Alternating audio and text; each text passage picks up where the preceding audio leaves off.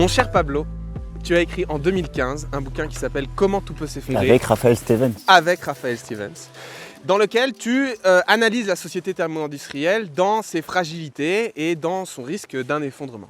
Là, on est 5 ans plus tard et j'ai le grand plaisir d'essayer de faire avec toi une sorte de mise à jour de ce bouquin, de la théorie, des faits qui sont amenés dedans, parce qu'on est à un moment quand même particulier. On est à la veille d'un très probable 3e reconfinement, dans le cadre d'une pandémie mondiale qui est le genre d'événement majeur qui aurait pu être le premier domino, ou peut être le premier domino, dans un processus d'effondrement de cette civilisation. Du coup, j'avais envie de te poser cette question d'abord. Est-ce que, en voyant le début de la pandémie, tu t'es dit, comme peut-être pas mal de gens qui t'ont lu, ça y est, le premier domino est tombé? Ça y est, ouais, ça c'est sûr que je me suis dit ça y est, mais pas le premier en fait. Moi je dirais que c'est un des dominos qui pourrait en déclencher d'autres. Mais il faut se rappeler qu'on a vécu 2007-2008, la crise des subprimes. Ouais. Moi je me disais déjà ça y est, Ouais. ça a tenu. Mm. Et puis on se disait allez encore quelques années et la finance va craquer. Depuis ils ont quand même, le monde financier a quand même développé des stratégies de résilience assez étonnantes. Mm-hmm. Et là, ça revient avec une crise inattendue. Disons que la pandémie, elle était dans les livres, c'était dans les articles scientifiques, c'était su par les scientifiques. Les geeks comme nous, les geeks du collapse, Vous voyez que c'était un des trucs de fragilité. Hein. Voilà, c'était dans les listes des risques systémiques. Ouais. On l'avait en théorie, mais on ne l'a pas vu venir. C'est comme un signe noir, c'est quelque chose d'imprévisible. Et du coup, quelque part, on aurait pu se dire, tiens, les conditions sont réunies, il va y avoir une accélération. Et pourtant, moi, je suis frappé de voir que, on est là, on est en train de poursuivre le cours de nos vies. Jusqu'ici, tout va bien. Ouais, nous, alors ça dépend, c'est qui le nous, parce qu'il y a quand même un basculement. Tu as 10 millions de Français dans la pauvreté maintenant. Il y a, combien on disait, 8 millions de Français qui ont besoin de l'aide alimentaire. Ouais, et là, c'est juste en France, parce qu'il y a vraiment... Je pense qu'on est à un moment où c'est en train de... Ben voilà. Il ne faut pas croire que le Covid s'est passé, que la pandémie est passée. Je pense qu'on rentre dans le dur et on va de plus en plus dans le dur. Et c'est là que l'effet domino est à surveiller. C'est que la crise qui est apparemment sanitaire, en fait, elle a des multiples causes et elle va avoir des multiples conséquences économiques, sociales, politiques, avec peut-être des votes,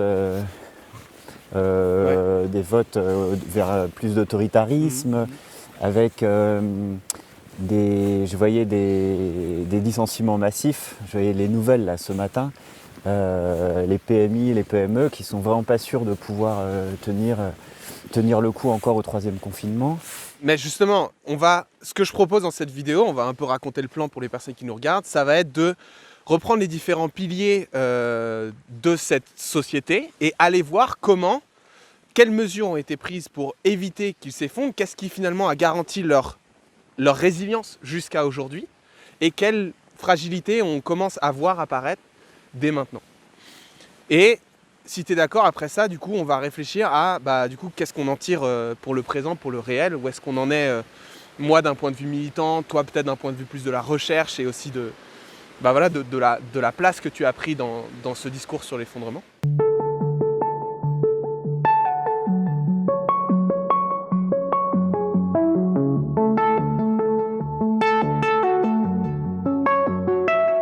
Donc, sans plus tarder, je te proposais de commencer par ce qui s'est passé en mars 2020, c'est-à-dire finalement la validation d'une bonne partie de ce qui est présenté dans ton bouquin, c'est-à-dire que les pouvoirs publics, les gouvernements ont tout de suite vu que cette crise sanitaire, d'abord, n'allait pas être réglée très rapidement par une solution technique et qu'elle allait générer, de par les mesures qu'il allait falloir prendre comme le confinement, une crise économique. Une crise économique qui, si elle n'était pas bien gérée, si elle était laissée à elle seule, allait quasiment certainement créer une crise financière. De cette crise financière déboulerait une crise aussi de confiance dans les pouvoirs publics, dans leur capacité de gestion, une crise sociale à cause des licenciements massifs, etc. Et moi, j'ai été assez frappé de voir que en tout cas, personnellement, ça s'est même vu sur ma chaîne, je me suis dit, mais ça y est, en termes bancaires, à cause de toutes les recherches que j'ai faites, le truc est tellement fragile, et il l'est depuis tellement longtemps, qu'un rien, normalement, devrait le faire s'effondrer. Et cette pandémie, c'est pas un rien. Mais c'est là qu'on est entré dans quelque chose que je n'avais jamais vu, et que même la finance n'avait jamais vu. C'est-à-dire que les règles qui sous-tendaient le business de la finance ont été envoyées en l'air, et toutes les banques centrales se sont mis à faire quelque chose qui est ouvrir le robinet des liquidités. Et contrairement à la crise de 2008, là, ils disent vraiment que c'est de manière durable. La Fed a dit, moi, j'arrose, toutes les entreprises peuvent se servir, j'achète, la BCE achète toute la dette des entreprises, il n'y a pas de limite de temps. Et du coup, à partir de là, c'est open bar, quoi. Et c'est ce qui a permis, en tout cas jusqu'à maintenant, des trucs assez aberrants, comme le fait que Wall Street est en train d'exploser tous les records, que la fortune des plus fortunés a encore doublé pendant cette crise, et que finalement, il y a deux mondes. Il y a deux mondes. Il y a celui de l'économie réelle, et c'est ce dont on parlait avec les PME. Celui de l'économie réelle, pour moi, actuellement, et tu me diras si tu es d'accord, j'ai l'impression qu'il a été mis sous respiratoire. On est en apnée. Et l'apnée, ça ne peut pas durer.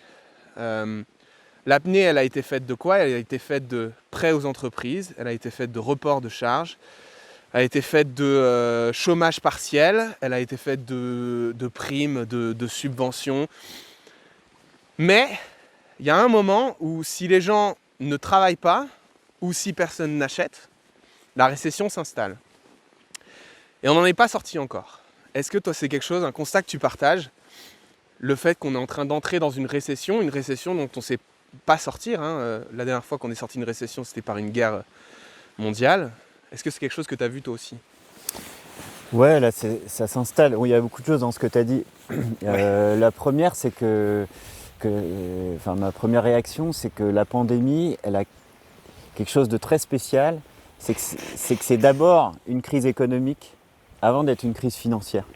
Dans les dynamiques d'effondrement, le classique, c'est que c'est d'abord la finance qui impacte l'économie, qui impacte la politique, qui impacte le social, etc. Ouais. Et là, on a une crise qui a touché en même temps l'offre et la demande, ce qui est rare, et direct l'économie. Et la finance, elle est là, elle a servi en fait de stabilisateur, et avec plein d'outils artificiels, quantitative easing, etc. C'est la pierre d'achoppement. En fait, tout tient là. Comme tu dis, il y a une sorte de... On retient son souffle et tout tient avec la BCE, en tout cas en Europe. C'est ça qui fait que les gens gardent un peu confiance. Et finalement, les dynamiques d'effondrement, ce qui est toujours au cœur des dynamiques, c'est la confiance.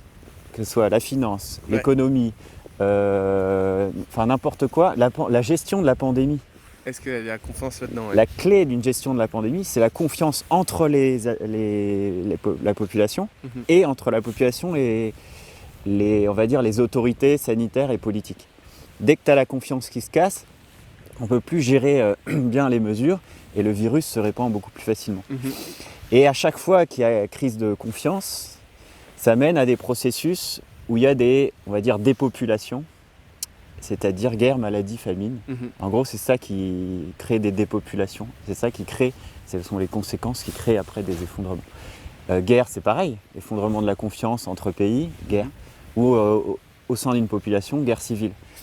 Effondrement de la confiance au niveau pandémie, ça fait des morts, etc. Et donc, et la finance. Effondrement de la confiance au niveau financier, choc systémique, et ça s'effondre. Et pour l'instant, ça tient.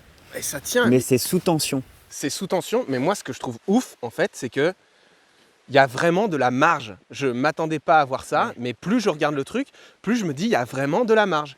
Par exemple, la capacité d'endettement, de fabrication de la monnaie en comparaison au PIB, en Europe, on se dit mais déjà là ils ont fait un truc de ouf, ils ont arrosé. Et en fait on est à 50%. Sachant que le Japon c'est 110%. Et le Japon ne s'est pas effondré, et le Japon a même de la marge pour poursuivre. Et en fait, je pense que les marchés financiers regardent la situation, ils se disent, bon, on est d'accord, tout le monde est d'accord, on ne sait pas vers où on va, mais tant que le robinet des liquidités est ouvert, il y a pas mal de phénomènes de dominos que tu présentais dans ton livre qui, à mon avis, ne vont pas se réaliser. Par exemple, il n'y a pas d'explosion des bulles spéculatives tant qu'il y a du fric à se faire, tant que personne n'a envie de vendre, et tant qu'il y a des liquidités pour aller nourrir ces bulles, les gens vont continuer à y croire. Du coup, il n'y aura pas de perte de confiance. En fait, tu as raison de dire qu'il y a une vulnérabilité parce que tout tient sur des banques centrales. Mais si ces banques centrales ont dit, les gars, on est tous d'accord pour partir dans l'espace, mais avec le robinet qu'on a, ça peut tenir vraiment longtemps, on a énormément de marge d'endettement, on a énormément de marge de rachat de dette et on ne vous demandera jamais rien. À ce niveau-là, ça peut tenir quand même assez longtemps. Mais là où ça ne peut pas tenir, c'est sur l'économie réelle. Parce que même si tu vois, c'est le cas, hein, Air France est récompensé par les marchés financiers lorsqu'ils annoncent qu'ils vont licencier des gens. Mais il y a un moment où si on veut remettre les gens au boulot et qu'ils fabriquent des avions mais que personne ne les prend, ça ne marche pas, tu vois. Il va y avoir un moment quand même où le réel va heurter la fiction financière. Et là, la question, c'est de savoir, est-ce que ça va tenir lorsque les gens n'auront pas de boulot, en fait, finalement. C'est fondamentalement ce vers quoi on va. Attends, tu parles de l'économie. Le réel, c'est l'économie et la politique. Ouais. C'est ça qui peut sauter aussi, c'est-à-dire les insurrections, en fait. On en a marre, on n'en peut plus. Ouais. Qu'est-ce qui se passe là actuellement quand on fait tenir cet édifice-là, toute cette mécanique par une finance débridée qui, comme tu dis, c'est open bar, Ouais. en fait, on maintient un système qui fabrique structurellement des inégalités. Énorme. Elles explosent, elles continuent à exploser parce que la population a le souffle coupé. Ouais. Et puis les riches, ils continuent leur dynamique. Qu'est-ce qui se passe si tu augmentes les inégalités? Il y a plein de travaux là-dessus. Ça casse la confiance. On voit que les riches sont de plus en plus riches. Et du coup, on n'a plus envie de participer au bien commun. On n'a plus envie de payer des impôts. Il y a un rapport d'Oxfam qui vient de sortir qui va dans ce sens-là, où tu as du coup les 1000 personnes les plus riches qui ont perdu au début de la crise, mais ont tout regagné en 9 mois. Ouais, c'est ça. Et les 10 les plus riches qui ont vu leur fortune vraiment augmenter, quoi. Ça crée de la défiance et ça crée une défection tu vois, par rapport au bien commun. Ouais. Les gens ne veulent plus payer des impôts parce que l'argent est mal utilisé. Alors que d'habitude, il y a plein de travaux aussi là-dessus, les gens aiment payer des impôts si l'argent est bien utilisé. Si c'est pas bien utilisé, on ne veut plus participer au bien commun. Mais qu'est-ce là, que ça crée? C'est ce que j'ai dit tout à l'heure, il y a perte de confiance et du coup, événement politique. C'est ça, les brèches peuvent venir de là. Et c'est pas exclu. Maintenant, tu vois, moi, j'ai un regard des fois qui est un peu cynique sur la situation économique parce que tu vois, par exemple, en faisant des recherches, on a vu pas mal de traders qui disaient « Mais moi, la crise, mais j'adore, c'est les soldes, les gars. » J'attends le crack, parce que j'ai envie d'investir. J'ai du cash. Pour moi, la crise, c'est les soldes. Parce que moi, j'ai du cash. Moi, j'ai accès à l'argent de la BCE. Et eux, les vrais commerçants, les gens de l'économie réelle, ils n'ont pas accès à l'argent de la BCE. Du coup, ils vont faire faillite. Pas de souci. Il y a un chiffre qui vient de sortir, là, 40% des restaurateurs qui n'étaient pas sûrs de pouvoir s'en sortir dans cette crise. Mais le trader qui se débarque avec quantité de cash, de liquidité, il rachète un paquet de restaurants et il crée sa chaîne à ce moment-là. En fait, finalement, ce qui est en train de se passer pour le moment, hein, et on ne sait pas comment ça va se dérouler, effectivement, il y a l'enjeu d'une crise de confiance politique et sociale, mais au niveau purement économique, moi je suis assez frappé de voir que finalement c'est juste le capitalisme, mais plus inégal qu'avant, accéléré. Mais vraiment la même logique de les plus gros mangent les plus petits et il n'y a pas de souci là-dessus dans l'immédiat. Mais tu as raison de dire, et je partage ton point de vue, que le endgame de la crise sociale, là le moment où les gens se révoltent et où ils disent en fait c'est fini, on arrête de faire ce jeu, c'est quand même le moment où ils n'ont plus à manger, quoi. C'est ce qu'on a vu quand même à travers l'histoire récente. La sécurité alimentaire, le moment où on a des difficultés pour se nourrir, c'est là où on flippe. Et c'est vrai qu'en France, on est passé de 5 millions de personnes qui avaient l'aide alimentaire à 8 millions. Mais moi, je suis quand même frappé de voir que ça ne fait pas débat. En fait, que c'est des invisibles, des gens qui étaient déjà en difficulté, qui sont plus nombreux. Mais ça non plus, ça ne renverse pas, ça ne fait pas s'effondrer le capitalisme. Il n'y a pas de seuil encore. Il n'y a pas de seuil, ouais. Mais il n'y a pas que la bouffe. La bouffe, c'est ça qui fait les révolutions. Mais avant, il y a aussi des questions morales, tu vois. Ouais. L'indignation, ça peut faire basculer l'opinion. On a vu ces derniers mois toutes les théories, les croyances qui font basculer une population. On voit aux États-Unis, ils étaient au bord de la guerre civile avec les effets de réseaux sociaux, il y a plein de clivages. Ouais. Ça aussi, ça peut créer des insurrections, des brèches. En fait, en 2020, il y a eu plein d'insurrections partout dans le monde. Il y a eu Hong Kong, il y a eu l'Équateur, il y a eu plein de choses partout. Ouais. Et ça va continuer.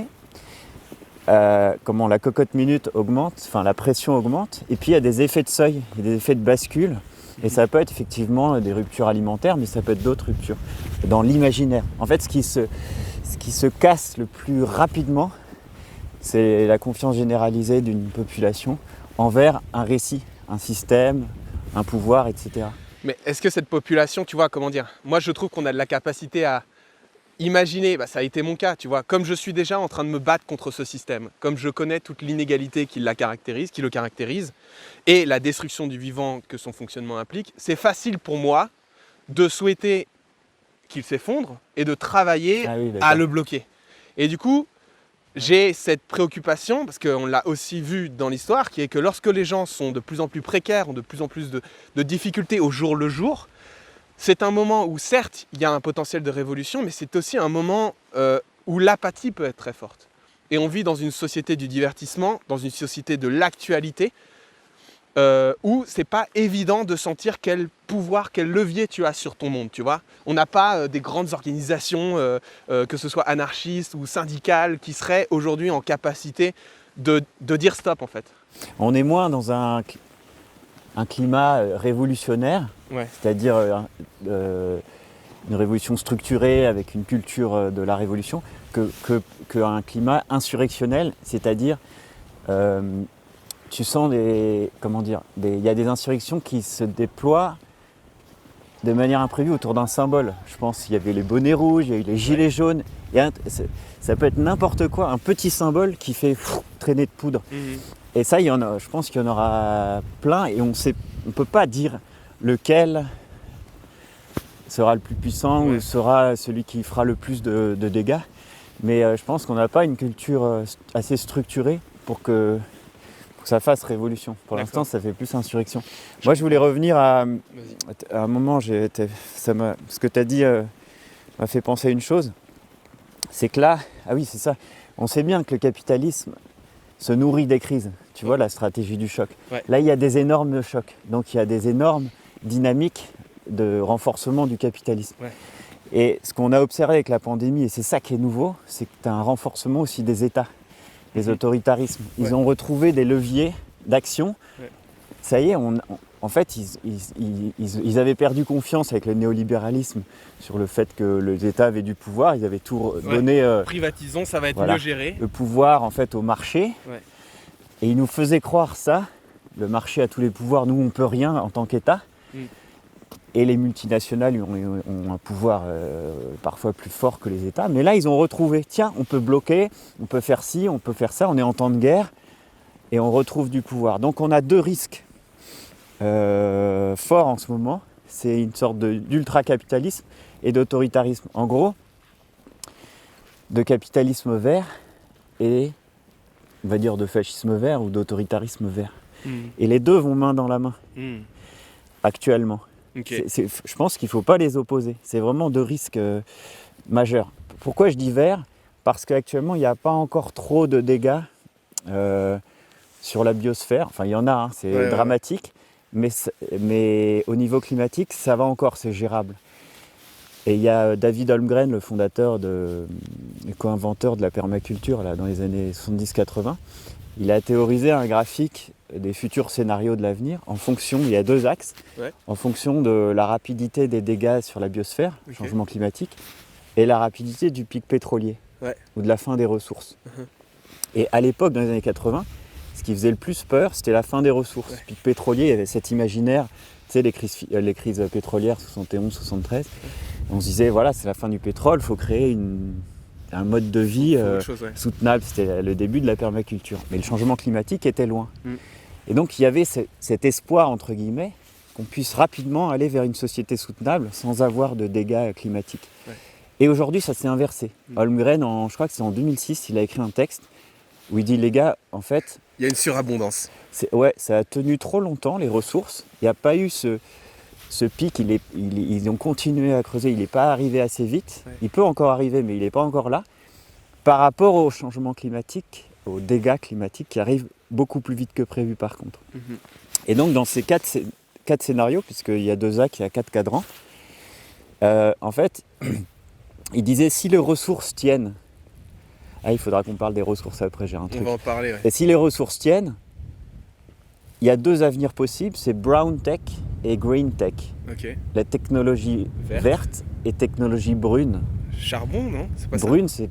Ouais, mais c'est aussi fasciste. ça? Ah, ok. Tu vois? Ok, ouais. C'est-à-dire une sorte d'alliance entre les corporations multinationales et les États autoritaires. Ok.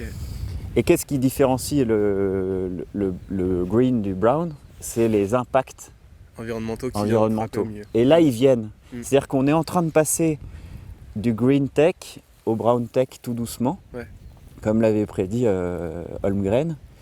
Et si on avait eu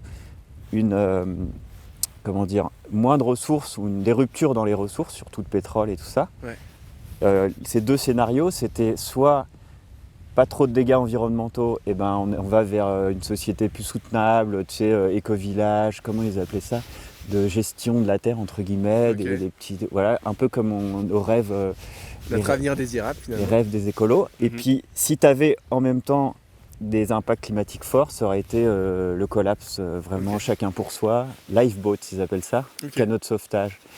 Et donc là, effectivement, le grand problème actuellement, mais ça tu l'as peut-être remarqué, c'est que les ruptures de ressources, la méga machine, elle a toujours de l'énergie. Ouais. Elle peut toujours se maintenir. Ouais. Et du coup, elle fait des dégâts, elle continue les dégâts. Mais viens, on fait le point sur ça. D'abord, si t'as froid, tu peux mettre ta capuche. C'est vrai qu'il fait froid là. Il fait Je m'attendais à carrément un peu de froid. soleil. Ouais.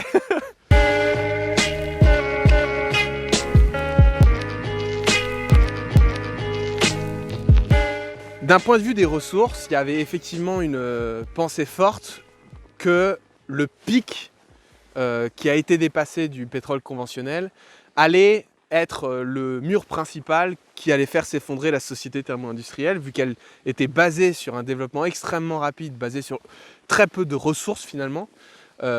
Si on rencontrait un pic, s'il y avait une rareté qui s'installait, alors c'était fini. Et effectivement, moi je te rejoins totalement. En tout cas, surtout dans la lutte contre le changement climatique, ce qu'on constate, c'est pas tant une rareté, c'est une surabondance du pétrole. Pour l'instant. Ce qu'on constate, c'est, tu vois, c'est BP qui fait un pari sur le pétrole qui va rester pas cher pour les 10 prochaines années. Ce qu'on voit, c'est les Russes qui développent des centrales, des bateaux nucléaires pour aller forer en eau profonde à moindre coût. Ce qu'on constate, c'est que le changement climatique et la fonte du permafrost les encouragent à aller exploiter dans des endroits où ils ne l'auraient jamais fait avant, qu'il y a du coup des nouvelles réserves qui s'ouvrent. Et en plus, ça c'est le rapport du FMI qui est sorti, c'est que même la notion de il y a un moment où ce sera plus rentable d'exploiter le pétrole, qu'il faudra mettre trop de fric pour réussir à en sortir dans les quantités phénoménales, mais franchement on vit dans un monde où c'est même plus, on est tellement accro au pétrole en fait qu'on s'est donné les moyens de notre addiction. Je trouve que le FMI, quand ils nous disent que là pendant l'heure que les gens vont passer à regarder cette vidéo, il y a 600 millions d'aides publiques, directes ou indirectes, qui sont données à BP, Shell, Total, etc., des subventions aux énergies fossiles, 600 millions, c'est 5130 milliards par an. On n'est pas sur des réalités économiques, tu vois. C'est ça le problème souvent sur les ressources, on dit ouais mais il y a un moment, tu vois, les prix, les variations de prix vont faire que... Non en fait, on est là aussi, tout comme pour la finance, on a décollé en fait, on n'est plus dans du réel. En fait, le pétrole, c'est une des ressources où la loi de l'offre et de la demande marche le moins. Okay. Si tu ne peux pas du tout observer ce marché, cette ressource avec la loi de l'offre et la demande. C'est pas possible. Ça dépend tellement de décisions géopolitiques, technologiques. Ça obéit pas à cette loi. Et ce que disent les spécialistes du pic pétrolier, c'est qu'on va observer un phénomène en dents de scie. Tu vois, on est sur un plateau là oscillant, parce que le pic du brut conventionnel est passé, c'est en déclin depuis une 10-15 d'années, et que là, on va vers le non conventionnel. Et en fait, l'argent, comme tu disais, c'est open bar, c'est-à-dire que l'argent, on peut en créer. Donc il y a toujours une puissance financière pour acheter la drogue, même de mauvaise qualité. On va défoncer les écosystèmes. Même à perte, tant que ça garantit d'autres choses, tant que ça garantit le pouvoir, ça, par exemple. C'est ça. Il y a tellement d'enjeux, on va tout faire pour y aller. Et du coup, aujourd'hui, avec la crise offre et demande de la pandémie, eh ben, on a des stocks. Parce que voilà, on a dépensé moins et donc on a une surabondance. Mais aujourd'hui, par contre, le prix très bas du pétrole a cassé les investissements futurs, en tout cas les recherches et la prospection. Et donc, ça va être très compliqué dans 5 à 10 ans. C'est la question que je me posais et je ne l'ai pas tranchée encore. J'ai cherché, je n'ai pas trouvé la réponse. Donc, s'il y a aussi des gens qui nous écoutent qui l'ont, c'est comment est-ce que ça va se goupiller, ce pari d'un pétrole peu cher, qui va se maintenir peu cher longtemps, et le besoin qui est identifié par l'Agence internationale de l'énergie de développer des nouvelles sources de pétrole de manière à satisfaire une demande croissante.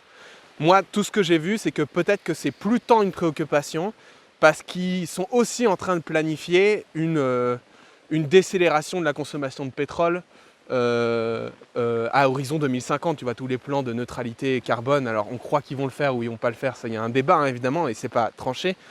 N'empêche qu'il y a une ligne, il y a une lame de fond qui dit que on doit construire une société où on utilise moins de pétrole, donc peut-être que les planifications d'une croissance qui se perpétue exponentiellement de demande en pétrole sont plus si justifiées que ça. Ouais, et en fait, dans les ressources, il n'y a pas que le pétrole, en fait. T'as les minerais. Il y a des études là, toutes fraîches sur la pandémie qui montrent que ce qu'ils appellent les métal tech, donc les métaux technologiques, pas seulement les terres rares, mais tous les métaux qui servent à l'industrie, en fait, sont en train de vivre des ruptures de chaînes d'approvisionnement, fermeture de mines. Et là, elle est en danger. Toute la filière des minerais de métaux mondiales est en danger. Et donc, ils demandent aux États de les aider à maintenir ce système d'extractivisme parce que ça... Et les États répondent présent ? Je pense que c'est comme le pétrole, ils seront obligés. En fait, maintenant, les grandes guerres géopolitiques qui ont été essentiellement pour le pétrole depuis un siècle, maintenant vont aussi aller vers les métaux. Par exemple, les terres rares, c'est la Chine qui détient quasi toutes les richesses mondiales. Mais après, il y a le cuivre, il y a des métaux stratégiques qui sont en train déjà de créer des tensions géopolitiques où les grandes agences militaires commencent à se bouger, à faire des alliances, à passer des contrats avec des pays, etc. Donc toute la question des ressources, et puis il y a le charbon aussi, il y a l'uranium. Et le charbon, c'est pas arrêté, c'est un des drames de ce confinement. Et le bois. C'est un truc qu'on a pleuré. Donc on a une addition, comme dit Jean-Baptiste Fresso, là, pas une transition énergétique, c'est des additions énergétiques. Bien sûr. Et ça continue toujours plus. Pour l'instant, la méga machine, elle broie, et ça ne s'arrête pas.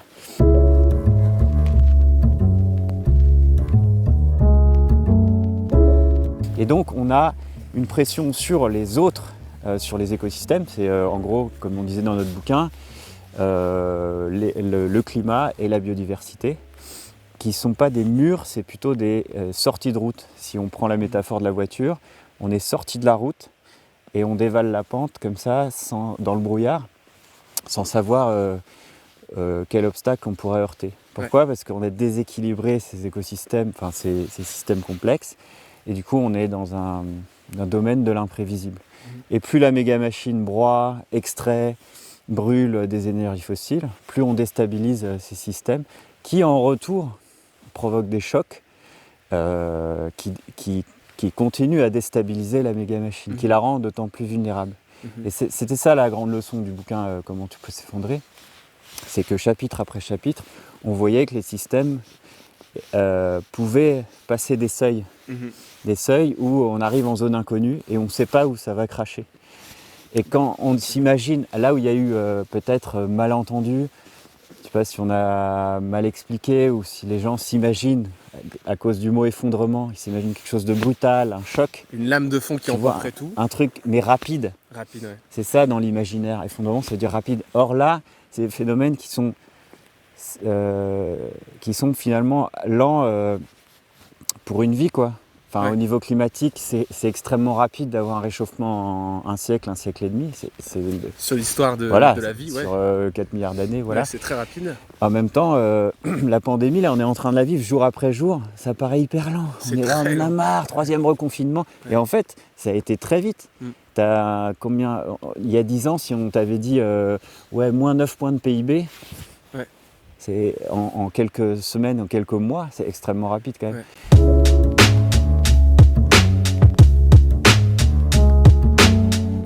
L'effondrement de la biodiversité, ça a surpris tous les écologues. En 30, 40, 50 ans. Ils n'arrivent toujours pas à mettre complètement les mots pour en prendre la mesure. Justement, j'aimerais bien qu'on fasse un peu un bilan de ça, parce que c'est peut-être aussi une des choses qui a été mal comprise ou que les gens ont imaginé sur la base du travail que tu as pu faire, et où je trouve qu'il y a un décalage total, c'est que comme ça venait satisfaire pour les personnes qui trouvent ce système injuste un espèce d'espoir qu'il s'effondre tout seul, qu'il n'y ait pas besoin de faire la révolution, que ça s'arrête, ils imaginaient du coup que ils allaient pouvoir préserver des petits coins de nature dans lesquels vivre.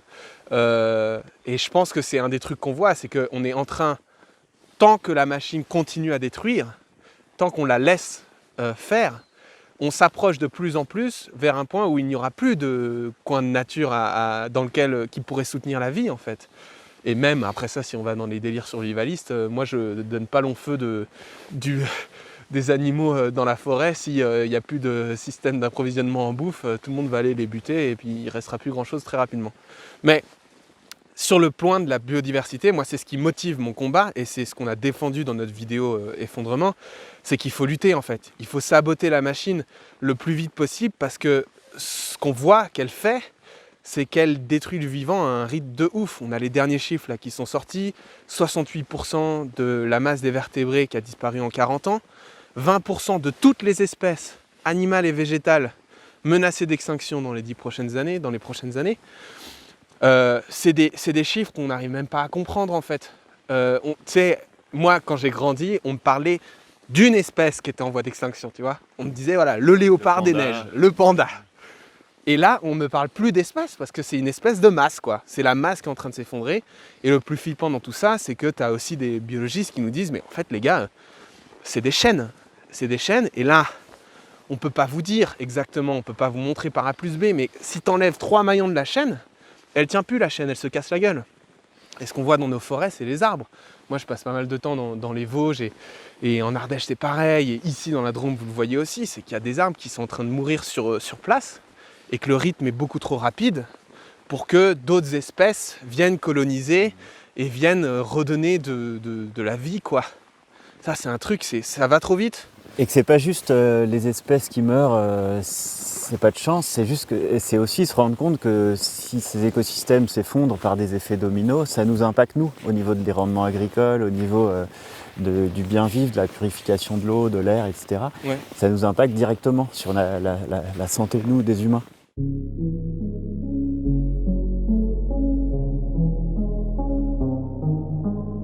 Je reviens à ce que disait David Holmgren, l'Australien qui a inventé la permaculture. Dans ce texte de 2006 où il se dit finalement c'est gouré, ouais.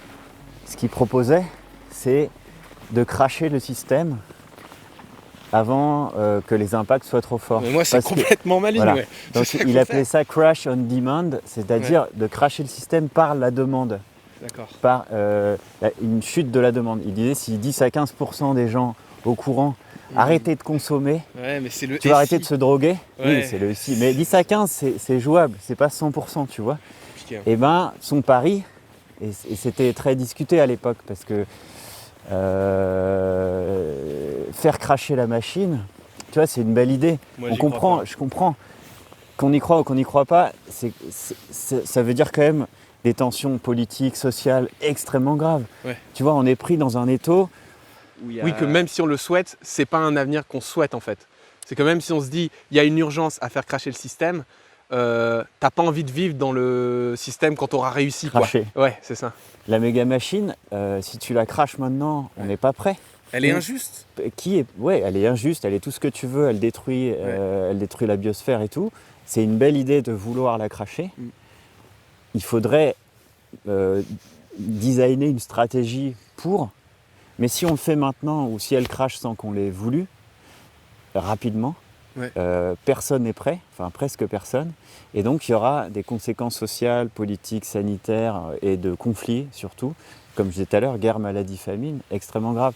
Alors certes, la biosphère s'en portera un peu mieux, et encore c'est pas sûr, mais quand même, je souhaite pas que des millions de gens meurent, tu vois.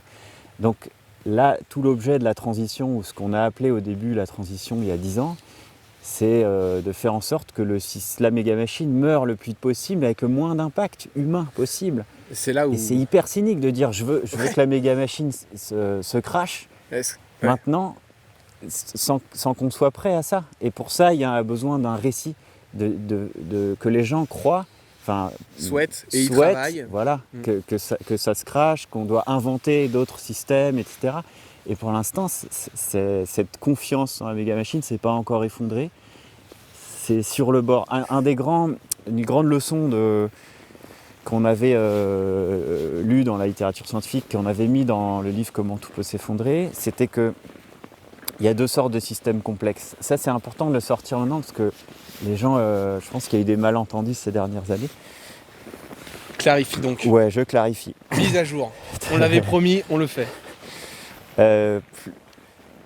Plus les systèmes complexes et théoriques, mais sont homogènes et interconnectés.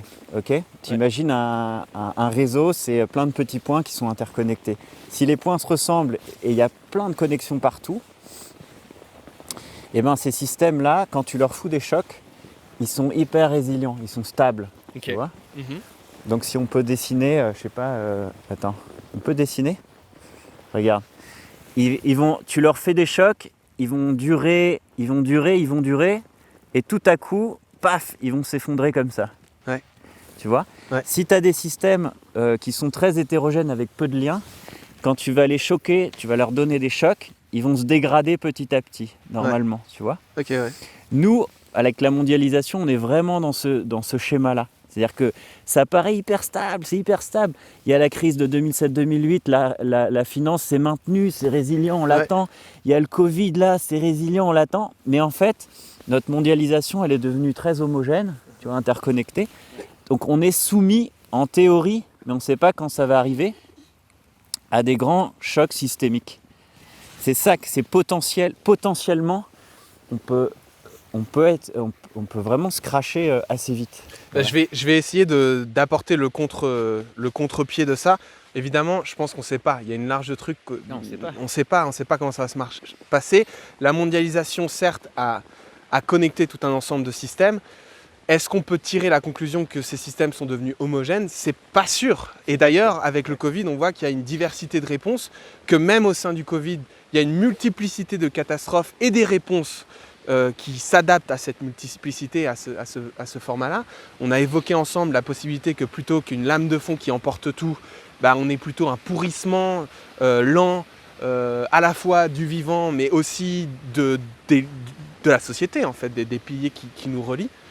Et moi, j'ai une crainte vraiment, parce que ça ne s'aligne pas avec mon idéal, que la science-fiction ait raison sur l'avenir vers lequel on va, c'est-à-dire, tu vois, genre, ouais, ok, on reste accro au pétrole, et comme un Elon Musk, on abandonne l'envie d'essayer de sauver ce qui vit sur Terre, on s'enterre.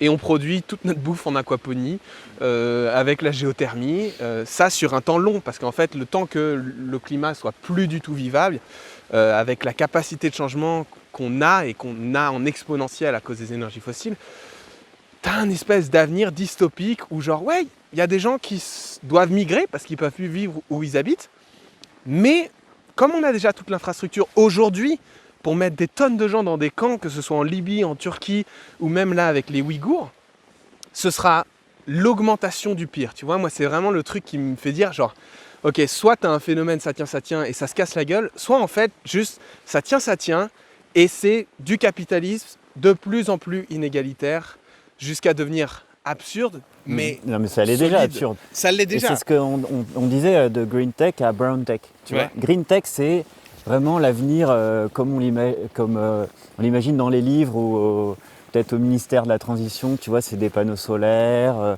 de la biomasse, Ouais. de Les vidéos publicitaires du ministère. de l'énergie propre, des voitures propres.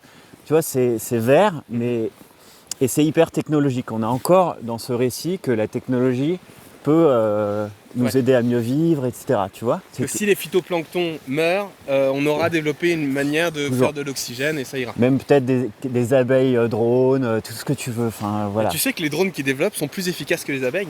Ils s'en félicitent. Hein. Ouais. Ça pollinise Non, mieux que les abeilles. Bon, bah voilà, c'est ça le green C'est tech. ça le green tech. Et alors, toi, tu parles de ce que Holmgren appelle le brown tech. Et brown tech, il y a deux sens. Il y a brown, c'est sale. Il y a plus de charbon, il y a du pétrole, il y a des changements climatiques terribles. Du coup, C'est le pari de la Chine, là. 200 centrales à charbon en plus. ouais, voilà, c'est ça. Vas-y. Et donc, il y a de plus en plus de catastrophes biodiversité, enfin écosystème, écologiques pardon, et climatiques.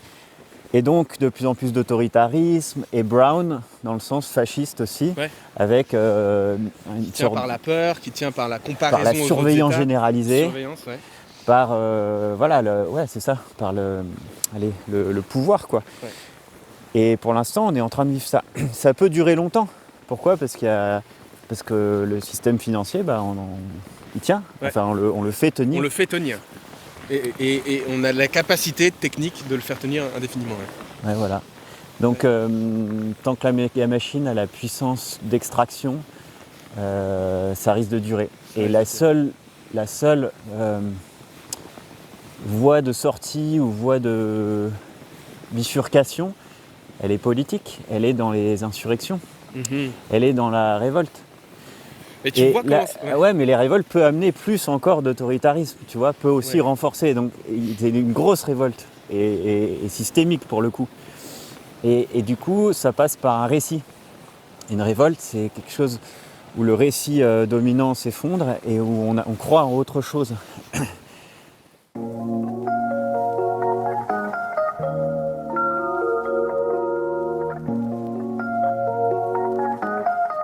Mais t'as pas un peu peur d'avoir été justement par le travail que t'as fait et la manière dont il a été compris, c'est une des critiques qu'on a fait à la collapsologie, c'est que ça peut pousser les gens à une inaction politique devant l'ampleur de la catastrophe.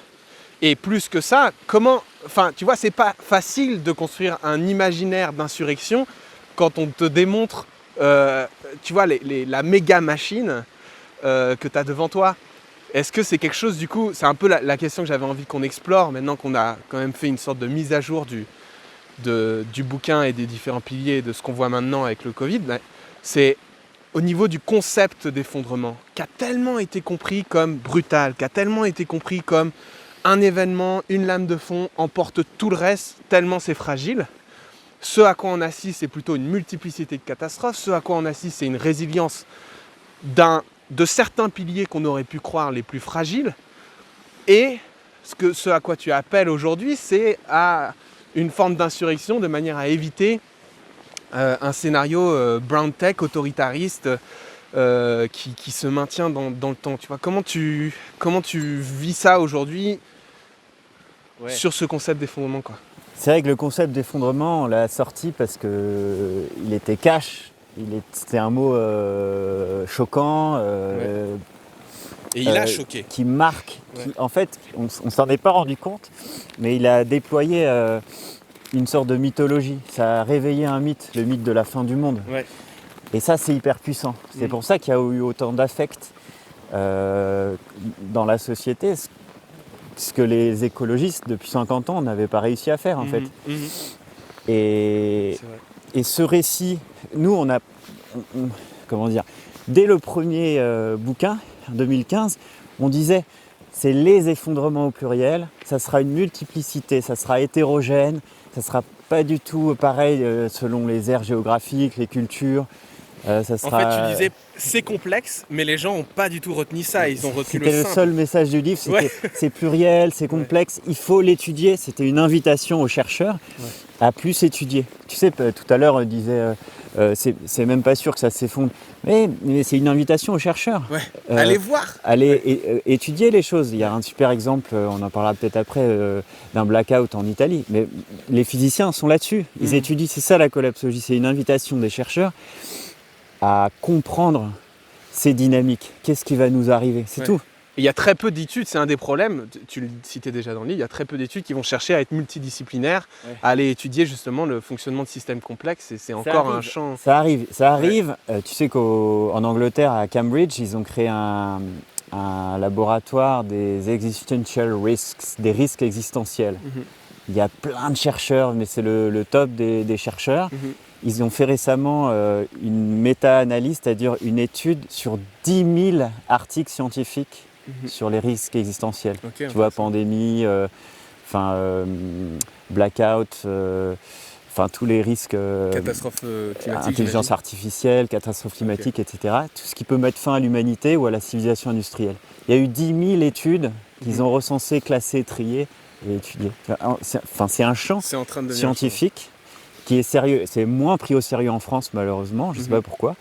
Mais en Angleterre, il y a des pays où ça démarre bien. Bref, on a besoin de chercheurs. Et dès le début, on disait, c'est la c'est complexité scientifique, versus la simplicité. la science, elle ne peut pas être certaine de l'avenir. On disait, la science ne peut pas dire, c'est certain, il y aura un effondrement. Et elle ne peut pas dire, c'est certain, il n'y aura pas d'effondrement. La science, elle n'a pas, c'est pas Madame Soleil. Donc on a la certitude de notre incertitude sur l'avenir. Ça, c'était le message du livre.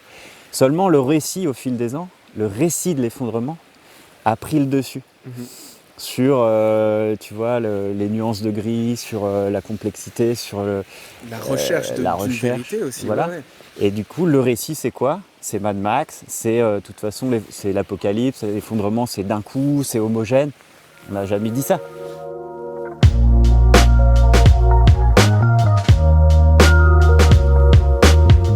Ça a pour conséquence que les gens ont 3 réactions, c'est moi d'abord, tu vois, la préoccupation comment je vais sauver mes fesses, le c'était mieux avant, une idéalisation de comment vivaient nos grands-parents et on va revenir à ça alors que c'est plus du tout la même chose.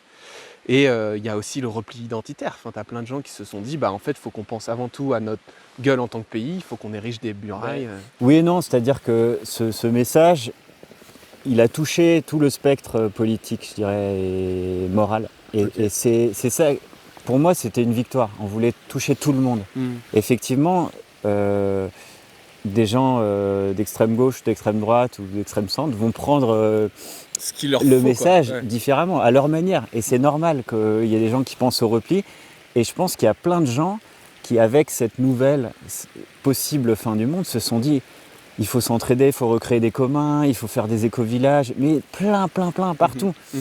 Et il y a un grand mouvement mondial pour la justice sociale et climatique.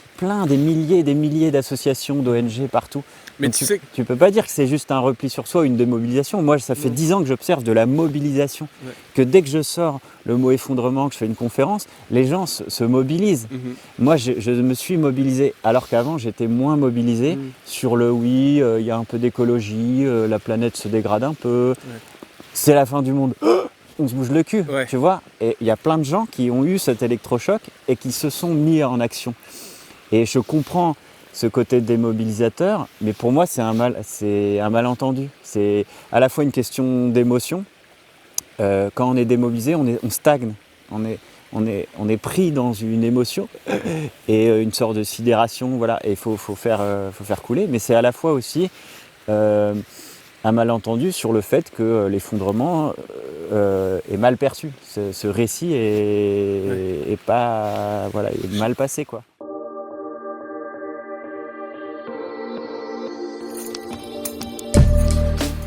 Ce à quoi j'ai dû faire face, y compris vraiment dans ma famille, mes proches, avec mon père, avec mes amis, c'est qu'il y a 3 phénomènes qui se mettent rapidement en place, 3 demandes irréalisables qu'on se fait.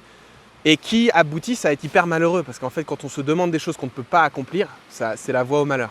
Et les 3 que j'ai remarqués, c'est le fait de savoir ce qui va se passer. Or, moi je pense, et avec les échanges qu'on a, c'est un truc qui m'apparaît, c'est qu'il n'est pas possible de savoir ce qui va se passer. On peut développer un scénario probable, se dire peut-être là, dans les 2 mois qui suivent, voilà ce qui va probablement se passer, et sur cette base-là, agir. Mais savoir exactement ce qui va se passer, même les plus gros ordinateurs n'arriveront pas à déterminer exactement ce qui va se passer.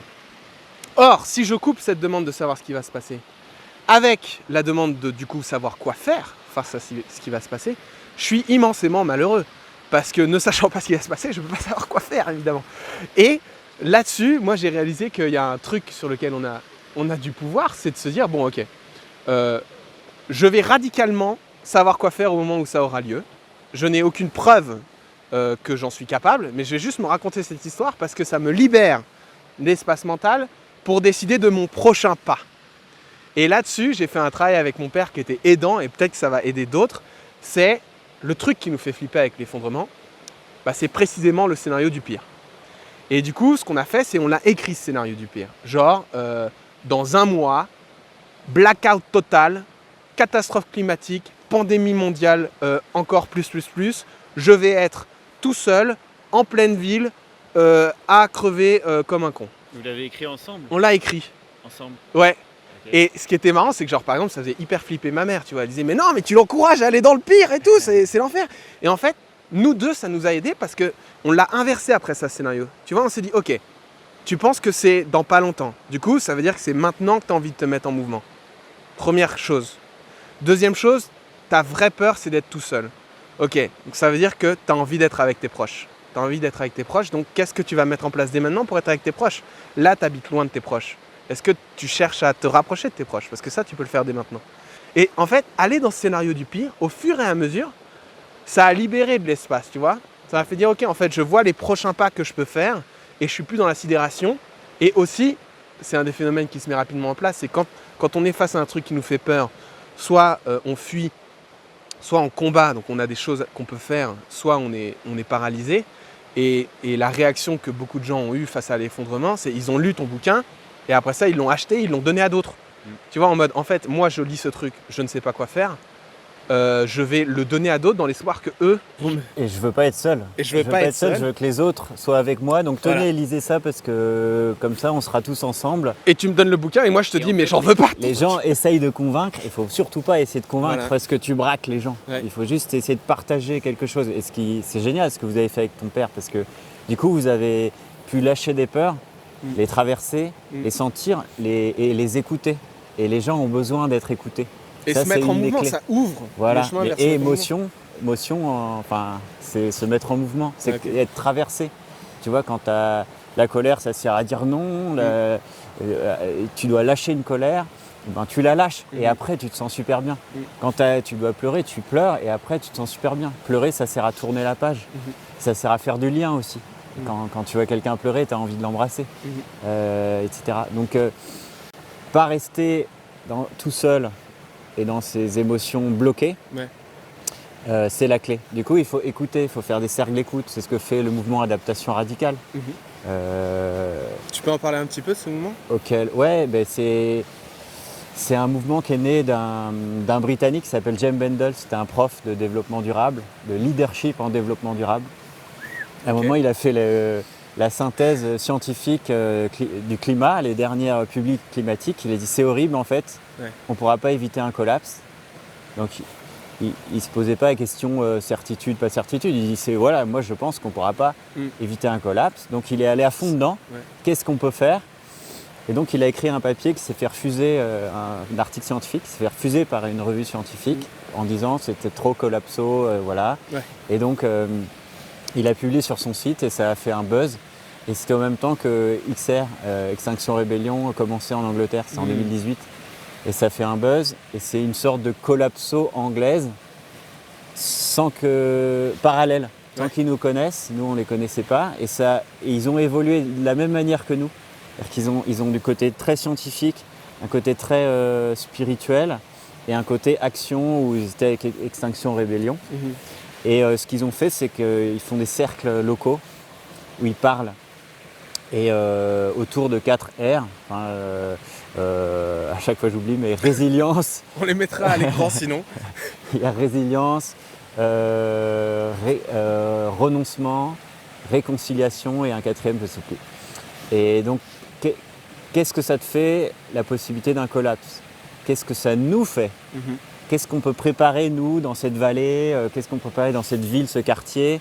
Et puis on s'écoute et on parle et on parle et on parle. Et c'est le même processus qu'un deuil, en fait. Il faut parler, il faut s'imaginer. Tu te rappelles Rob Hopkins avec les villes en transition? Ouais, faut réussir à les imaginer. C'est ça qu'il faisait. Et il se disait, bon, on est en 2040, on s'imagine le positif comme toi avec ton père. Ouais. Et ben, vas-y, tu t'imagines que c'est faire du lien ou je sais pas moi, s'occuper des plus pauvres, c'est ça la clé. Et ben vas-y, tu le fais, tu le fais maintenant, c'est ton horizon de vie. Mais ça te met en joie. Tu n'es plus du tout braqué sur la peur et le collapse et la faim et tout. Tu te dis, tu as un objectif. Voilà, et c'est ce que Joanna Macy appelle active hope, Ouais. l'espérance en mouvement. Mhm. Tu ne restes pas braqué, tu ne restes pas dans l'attente d'un espoir D'un futur. passif. Voilà, Moi, d'un c'est ça que je futur. trouve hyper dangereux avec les notions d'effondrement, c'est que ça pose plein de gens se projettent du coup dans un futur proche terrible et sont dans une paralysie du maintenant, alors que c'est maintenant qu'il y a plein de choses à faire. Alors que c'est maintenant qu'il faut lutter, alors c'est maintenant qu'il faut construire des réseaux d'entraide, comme vous avez pu le faire dans le DIWA, Covid Entraide était très présent, alors que c'est maintenant qu'en fait il y a tant à faire, et il ne faut pas se recentrer sur nous-mêmes, au contraire, il faut essayer de se connecter maintenant, et de sortir de cette inaction, quoi, de cette paralysie. Mais c'est difficile, parce que comme tu l'as dit dans une des conférences, tu as dit genre j'ai créé un monstre, tu vois, un truc où les gens se sont fait un récit eux-mêmes de ce que c'est, et l'ont totalement intégré à finalement ce qui est le récit général de notre société, c'est-à-dire l'individualisme, et ils se sont mis dans le collapse sur la base de ce qu'eux ils voulaient, tu vois. Donc t'en as plein qui se sont dit, bon bah moi, d'abord, du coup j'avais peur des gens avant, bah j'ai encore plus peur, donc je vais m'acheter des armes. Ensuite, j'ai du mal à trouver ma place dans cette société, bah, je vais juste attendre qu'elle se casse la gueule sans y contribuer à faire qu'elle s'améliore. Il y a plein de souffrances partout, il y en a toujours eu, c'est pas mon problème. Tu vois, en fait, il y a eu plein de biais qui se sont créés. Je sais pas si c'est un truc que tu veux clarifier. C'est pas tout le monde. Il y a une diversité de profils psychologiques. Ouais. Et surtout, donc il y a plein de gens qui sont mis en action, il y a plein de gens qui ont été très excités par ça et joyeux, qui sont mis en mouvement, en lutte, en création d'alternatives, en plein de choses. Ils ont changé de vie. Ils se sont dit, ah ouais, c'est la fin du monde. Eh ben moi, je vais vivre maintenant. Ouais. Je vais bien vivre. Je vais lâcher mon bullshit job. Je vais enfin militer. Je vais enfin acheter, je sais pas, la maison de mes rêves ou aller vivre à la montagne. Ça, c'est trop bien. Et parce que ouais, c'est ce qu'on a appelé avec Collapsosophie, c'est la sagesse de la proximité avec l'idée de la mort. Et tu commences à vivre bien. Mais bon, pas tout le monde, effectivement. Il y a des gens qui restent bloqués dans la dépression. La dépression, c'est quoi? La dépression, c'est quand tu stagnes. Ton âme, elle stagne, tu laisses pas couler les émotions, et à un moment, ton âme, ton toi interne, il fait grève, quoi, il arrête. Il dit, moi, je refuse d'aller plus loin, et tu es en dépression. Donc ouais, faut parler, ouais, etc. Moi, tout à l'heure, on parlait de confiance. C'était la clé de tout, tu vois. L'effondrement de la confiance, c'est le cœur des effondrements, tous les processus, toutes les dynamiques d'effondrement. Et la confiance, c'est au cœur de l'entraide. Et je pense qu'il y a un cercle vicieux qui est en train de se créer, tu vois, perte de confiance, du coup, loi de la jungle, enfin compétition généralisée, perte de confiance, etc. Et il faut inverser ça. Si tu crées un climat de confiance, tu crées de l'entraide spontanément. Si tu crées de l'entraide, tu crées une sorte de mouvement collectif d'action qui redonne l'espoir, qui redonne confiance, etc. Il y a un cercle vertueux à retrouver là. Et c'est pour ça que je dis depuis le début, la clé c'est l'entraide. La clé c'est la confiance. Du coup, la clé c'est se retrouver en groupe. Forcément au début c'est local parce qu'on se connaît entre voisins, avec les élus, etc. Pour se raconter un récit commun, passer à l'action, retrouver la confiance en soi, dans les autres, etc. C'est peut-être à petite échelle, mais c'est comme ça, c'est par les petits pas qu'on réinverse ce cercle vicieux et qu'on va vers le vertueux. Voilà, donc ce monstre qu'on a créé, effectivement, c'est une sorte de monstre de Frankenstein. On n'a pas créé, on a contribué un peu à faire caisse de résonance. Il était déjà là. Nous, on a juste parlé de ce que disaient les survivalistes ou ce qu'avaient compris les scientifiques aussi. On l'a rendu grand public. Et ce monstre, il nous a largement dépassés. Aujourd'hui, il y a des collapsologies. Il y a plusieurs courants, il y a plusieurs couleurs. C'est très intéressant ce qui se passe au niveau sociologique. Il y a des scientifiques qui s'y mettent. Il y a plein de mouvements politiques. Maintenant, c'est l'heure de politiser la question parce que nous, on a tardé à le faire.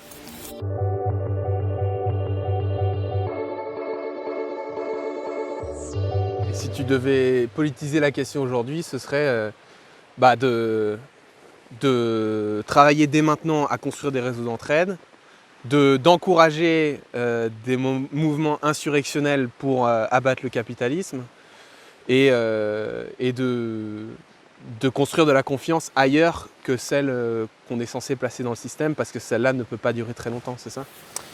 Ouais, à grands traits. Pour moi, si tu veux, depuis toujours, ce qui m'anime, c'est créer du lien et du sens. Donc il y a un côté entraide, se préparer à la gestion de crise, s'entraîner à la gestion de crise. Enfin, c'est très concret et très matériel, tu vois. Enfin, c'est pas matériel, non, c'est très concret, ça peut être psychologique, mais en groupes locaux, c'est essentiel. Et puis, tu as à réouvrir des horizons.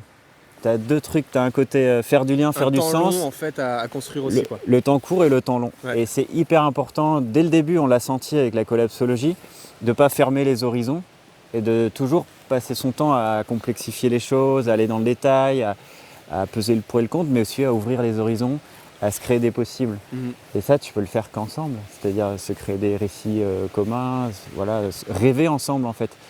C'est pour ça que ça touche vraiment le cœur, c'est pas que mental, on peut pas être que dans les chiffres, les mégawatts, les panneaux solaires, les éoliennes, les solutions ingénieurs, c'est aussi ça qui est porté. C'est pas que ça, c'est important mais pas que, et on doit être dans les récits, et c'est pour ça que les artistes ont vraiment leur rôle à jouer, enfin c'est très, voilà, moi je suis...